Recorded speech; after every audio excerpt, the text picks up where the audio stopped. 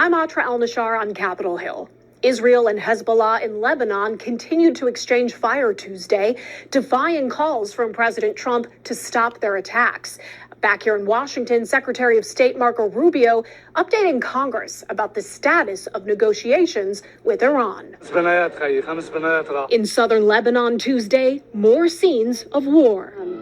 Israel and Hezbollah, an Iran-backed terror group in Lebanon, exchanging strikes as Israeli and Lebanese diplomats meet in Washington for a fourth round of talks. The future of the U.S. war with Iran may depend on the outcome. An angry President Trump confronting Israeli Prime Minister Benjamin Netanyahu over the phone Monday. As Axios was first to report, Trump yelled at Netanyahu, "You're expletive crazy. What the expletive are you doing?" And that everybody hates Israel because of this. Top Iranian negotiator MB Ghalibaf says if the Israeli aggression against Lebanon continues, we will not only halt the path of negotiations, but we will also be in direct confrontation with the enemy. The state of negotiations is anything but clear. On Monday, Iranian government-linked media said Iran is suspending involvement in talks.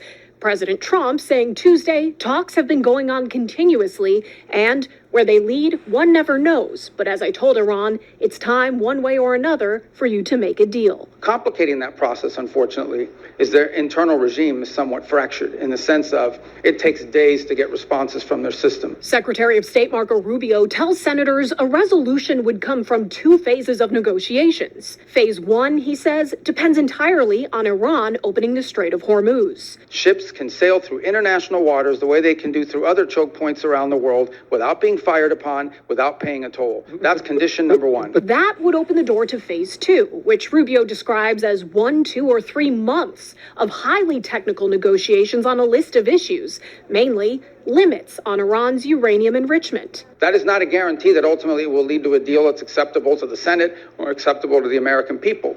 But we'll be able to engage them in a process to truly test the proposition of how far they're willing to go.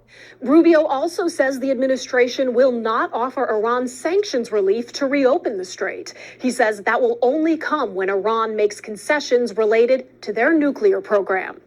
On Capitol Hill, I'm Atra El-Nashar.